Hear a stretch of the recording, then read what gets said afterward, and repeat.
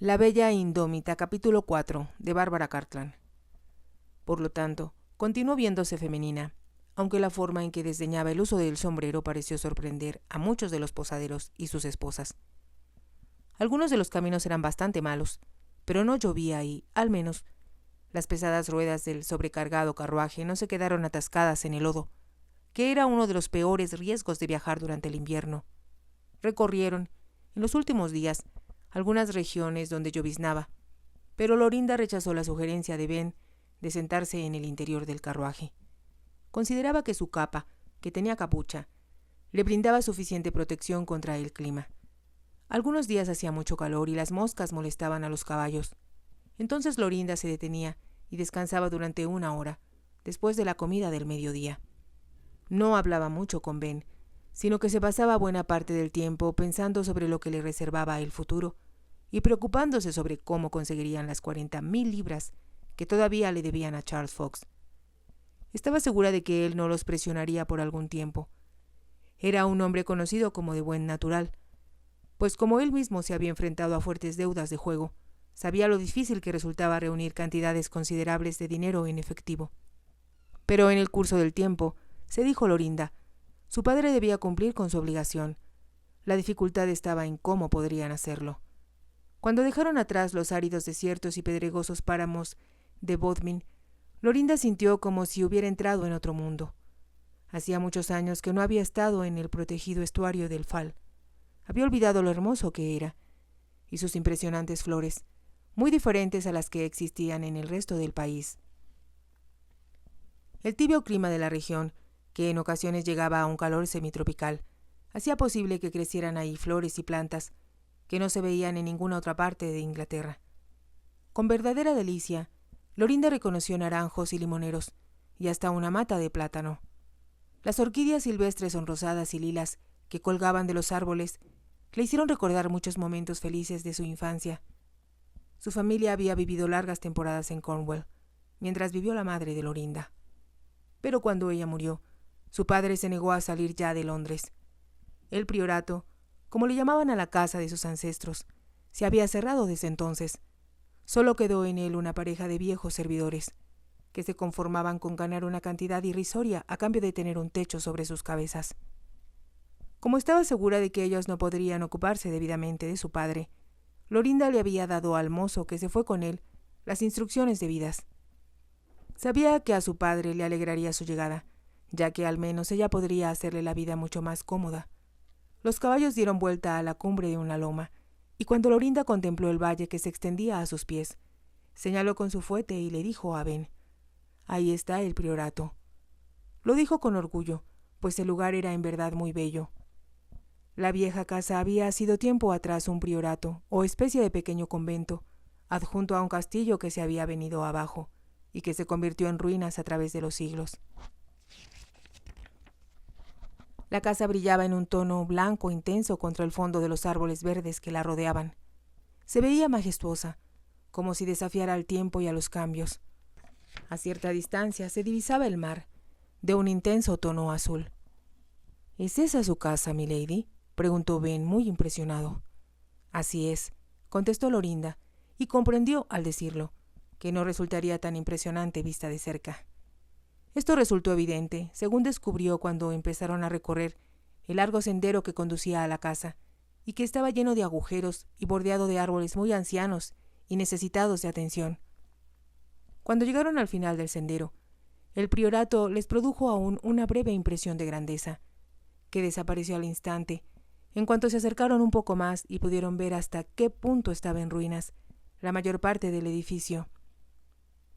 El patio frente a la puerta de entrada estaba lleno de maleza, y parte de las verjas, que en otro tiempo tuvieron puntas doradas, se había venido abajo. La puerta de hierro forjado, que por siglos se había levantado orgullosa a la entrada, colgaba ahora torcida, separada en parte de sus goznes. Lorinda detuvo el carruaje frente a la puerta principal. Le dolían los brazos a causa de la considerable distancia que habían recorrido ese día. Aunque no lo hubiera reconocido ante nadie, se alegraba de haber llegado al término de su viaje. En el momento en que descendía del carruaje, apareció el mozo que había acompañado a su padre, seguido por la anciana pareja que cuidaba la casa. La residencia ancestral se encontraba más deteriorada de lo que imaginó. Los muros manchados y llenos de humedad, y los techos se veían horribles. Era evidente que los muebles no se habían limpiado en años, y cuando se asomó a la primera habitación, que se le ocurrió, observó que hacía mucho tiempo que nadie la había barrido ni sacudido. Continuó caminando, segura de que su padre se había instalado en la habitación preferida de su esposa, la cual disponía de grandes ventanales que daban al jardín y de una hermosa chimenea de mármol. Él estaba ahí, sentado en su sillón, como esperaba, con una mesita de cartas frente a él. Estaba jugando solitario. «Ya llegué, papá».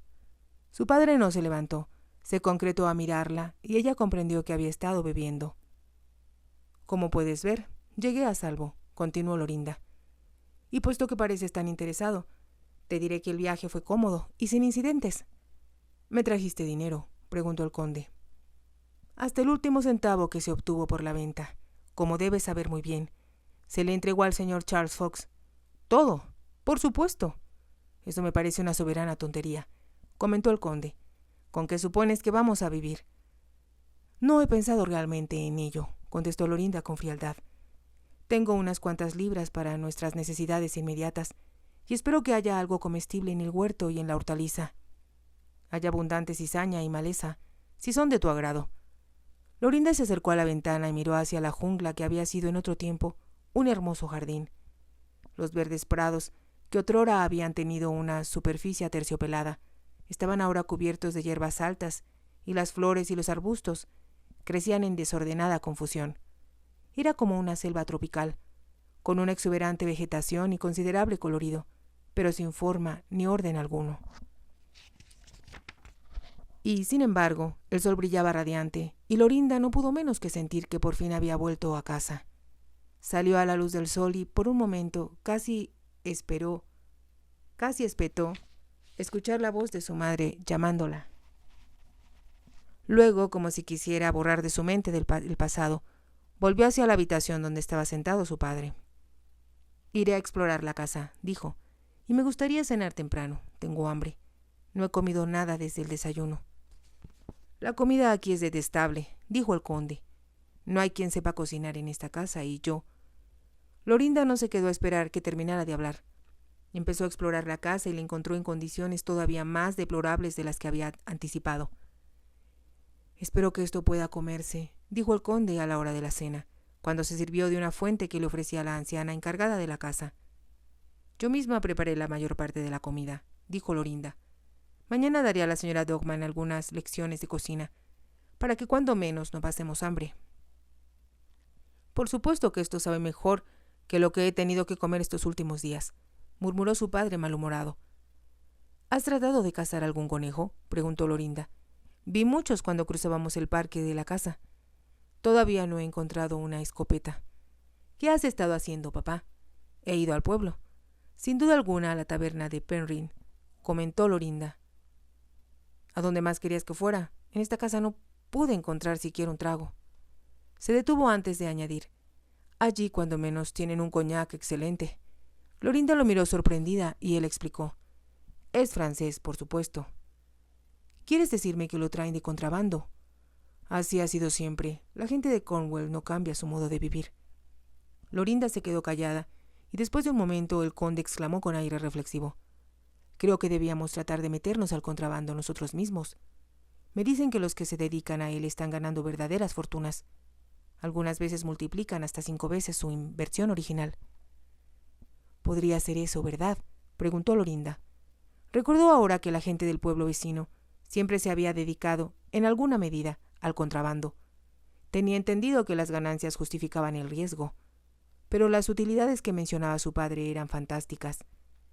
El contrabando, al menos, aliviaría la monotonía de este agujero en el que estamos enterrados en vida, comentó el conde. Habló en forma agresiva, y como Lorinda no quería contrariarlo, preguntó: «Deben haberse sorprendido en el pueblo al verte. ¿Notaste muchos cambios desde la última vez que estuvimos aquí?» «Ninguno apreciable, salvo que varias personas han muerto ya, y el resto parece estar a punto de hacerlo». Lorinda se echó a reír. «Alégrate, papá.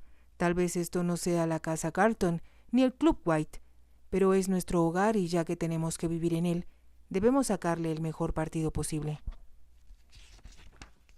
No hay ningún partido, ni mejor ni peor, que pueda sacarse de aquí, gruñó el conde. No los recuerdo con claridad, dijo Lorinda, pero debimos haber tenido vecinos en el pasado. Si los hay, no los he visto todavía. No creo que sepan que estás aquí. Trata de recordar sus nombres. Su padre se encogió de hombros, como si no le interesara. Entonces dijo, como si no tuviera muchos deseos de compartir la información con su hija. Hay una sola novedad. ¿Cuál es?, preguntó Lorinda. Algún tonto, no puede ser otra cosa, está renovando el castillo Penrhyn. No lo creo, exclamó Lorinda. ¿Es uno de los Penrhyn? No. Tengo entendido que se apellida Haley, Dunstan Haley, y viene de la India.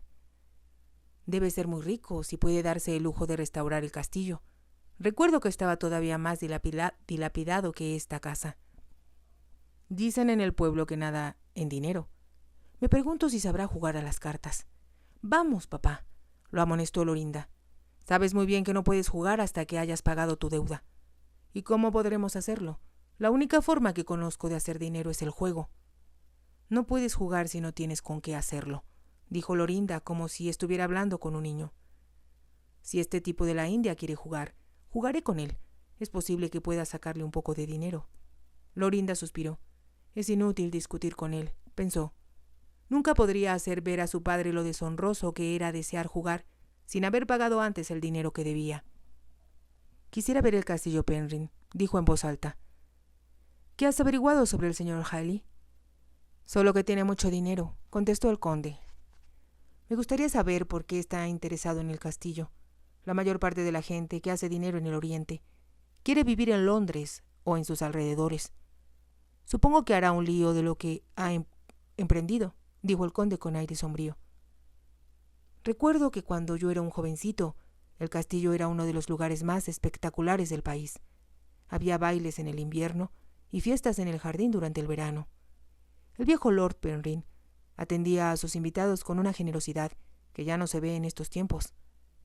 Parecía haberse animado a hablar, y para alentarlo, Lorinda dijo: «Debiste divertirte mucho en esa época, papá. Te diré una cosa. Teníamos caballos inmejorables en aquel entonces, y cuando Penrhyn heredó el título, él y yo solíamos organizar carreras de obstáculos. ¿Cómo nos divertíamos? Aunque algunos de los jinetes, si mal no recuerdo, se rompieron el cuello». Lanzó un suspiro de exasperación. «Supongo que este tonto no sabrá distinguir un burro de un caballo. Es probable que esté acostumbrado a cabalgar en elefantes, no en caballos». Habló con voz llena de desdén, y Lorinda comprendió que resentía que el señor Haley tuviera tanto dinero cuando ellos estaban tan pobres. Su padre podía tener a veces un espíritu muy mezquino. Esperaba, por su propio bien, que no empezara a enemistarse con su nuevo vecino antes de conocerlo. Al menos que el condado hubiera cambiado mucho desde que era niña. Lorinda estaba bastante segura de que sus vecinos eran pocos y vivían lejos. Y sin importar cómo fuera el recién llegado, lo mejor que podían hacer era establecer relaciones armoniosas con él. Tal vez sea de la edad de papá, se dijo, pero espero que no sea un bebedor. No podemos gastar en bebidas. Cuando terminaron de cenar, ella y su padre se dirigieron a la sala y Lorinda, al instante, empezó a planear cómo podría hacer esa habitación un poco más cómoda. No tenía objeto abrir muchas habitaciones, cuando disponían solo de la anciana pareja para mantenerlas limpias. Lo más conveniente sería reunir los mejores muebles que hubiera en toda la casa, los sillones y sofás más cómodos, y cerrar el resto de los cuartos. Como si hubiera adivinado lo que ella estaba pensando, su padre dijo de pronto, en una forma casi violenta: «No puedo soportar esto, Lorinda. No puedo resistir vivir encarcelado aquí, lejos de todo y de todos, con nadie con quien hablar, rodeado solo de unos cuantos burdos campesinos con quienes tomar un trago». Había tanto dolor en su voz que, por primera vez, Lorinda sintió compasión de él. «No hay nada que podemos hacer, papá», contestó. «Estamos aquí para quedarnos, a menos que podamos vender la casa y los terrenos adyacentes. Lo puse en las manos de los agentes de bienes raíces antes de salir de Londres, pero debo confesarte que no se mostraron muy optimistas». Su padre no habló y después de un momento ella continuó diciendo: Tan pronto como tenga tiempo, iré a Falmouth y veré si hay gente de bienes raíces ahí, y tal vez podamos poner un anuncio en el periódico local. Esperaba un estallido de furia de su padre y que se opusiera a la idea con la misma violencia con que lo había hecho en Londres, pero él respondió en actitud apática: «Haz lo que quieras. Solo sé que si tengo que seguir así mucho tiempo más, me pegaré un tiro». Se tendió sobre el sillón y al hacerlo, volcó la mesita, y las cartas con las que había estado jugando solitario se esparcieron por toda la habitación. Como si el incidente lo hubiera hecho perder por completo el control de sí mismo, el conde empezó a lanzar violentos juramentos, muchos de ellos obscenos. Lorinda no esperó a escucharlos. Salió por el ventanal en dirección del jardín. Escuchó el agudo chillido de un murciélago y levantó la vista para observar sus alas puntiagudas que se recortaban contra el fondo del cielo. Se alejó de la casa hasta que no pudo escuchar más la voz de su padre, y entonces lanzó un profundo suspiro. «No permitiré que esto me venza», dijo en voz alta, en tono desafiante, pero su voz se perdió entre las gruesas ramas de los árboles. El bosque estaba sumido en la oscuridad y solo una luz muy débil, procedente de las estrellas, penetraba a través de las ramas de los árboles. Lorinda pensó, sin embargo, que había encontrado el camino aún con los ojos cerrados. Era un angosto sendero serpenteante que partía de los terrenos del priorato y llegaba, a través de un espeso bosque, hasta el mar. En una ocasión, al tropezar, escuchó el tintineo de las monedas que llevaba en el bolsillo de su chaqueta, pensando con satisfacción que, si su padre tenía razón, se multiplicarían un centenar de veces en muy poco tiempo. Había decidido emprender una aventura desesperada, obligada por las circunstancias. Era, pensó, la única esperanza que tenía de sobrevivir. El dinero que había traído de Londres no les iba a durar mucho tiempo, y comprendió que, en breve, tendrían que depender por completo de lo que pudieran cultivar en el huerto o de los animales que mataran en los terrenos del priorato para poder comer. No habría, por supuesto, suficiente dinero para comprar bebida, sin la cual su padre no podía pasársela, y estaba segura de que ya debía existir una considerable cuenta pendiente en la taberna de Penryn. Había pensado, mientras hacía el recorrido de Londres a Cornwall, que podría cobrar rentas de los arrendatarios que explotaban las tierras de su propiedad. Imaginó también, aunque comprendió que era una esperanza bastante remota, que debía haber deudas pendientes que podrían cobrar, y que ello les permitiría iniciar una nueva vida con alguna base financiera firme. Los arrendatarios estaban ciertamente retrasados en el pago de las rentas, pero cuando Lorinda los visitó no tuvo el valor de cobrarles lo que le debían. En realidad, le presentaron una larga lista de reparaciones que eran responsabilidad del terrateniente y que no se habían hecho. Pudo ver, sin necesidad de que se lo dijeran, que los techos de las casas y de los graneros estaban en condiciones desastrosas. No podían contar, por lo tanto, con ningún ingreso procedente de los arrendatarios. ¿Cómo iban a vivir entonces? Lorinda estaba acostumbrada a actuar en forma valerosa y arriesgada si fuera necesario, y eso era lo que se requería para tratar con los contrabandistas. Había mantenido el dinero que llevaba cuidadosamente oculto de su padre, y ahora había tomado 20 guineas de oro de sus escasos recursos y, por medio de discretas preguntas, consiguió averiguar dónde desembarcaban los contrabandistas después de su largo recorrido por la costa francesa. Apenas supo que era en la cueva Kearney. La recordó, al rememorar los viejos tiempos. Era una pequeña y discreta ensenada, rodeada por altos acantilados. En aquel lugar solía almorzar con frecuencia de niña con su madre o con su niñera. Mientras Lorinda avanzaba, el cielo empezó a aclarar y las estrellas a desaparecer. Pronto sería de día. Los contrabandistas sin duda se acercaban, aprovechando las sombras de la noche, para evitar a los guardacostas, y desembarcarían en la ensenada tan pronto como la primera luz de la aurora se los permitiera. Lorinda continuó caminando, preguntándose si alguno de los hombres la recordaría. Estaba segura de que, cuando les dijera quién era, aceptarían gustoso su dinero y comprarían para ella coñac, tabaco, encajes y seda, que eran vendidos a precios tan elevados en los mercados ingleses. El contrabando era parte de la tradición de Cornwall, estaba en la sangre misma de sus habitantes, y se dedicaban a ello no solo por las ganancias que les producía, sino por la emoción que traía consigo y que satisfacía su innata inclinación a correr riesgos. Empezó a escuchar el murmullo de los pequeños animales que corrían entre la maleza y el aletear de las primeras aves que se disponían a abandonar su nido.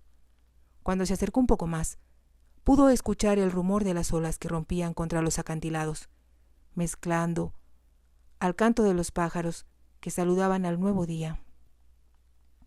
Continuó caminando con paso seguro, ya que no tenía que vencer el obstáculo de las estorbosas faldas. Ella siempre había preferido el atuendo masculino y encontró en los baúles que había en los desvanes del priorato una buena cantidad de la ropa que su padre había usado de niño y de jovencito.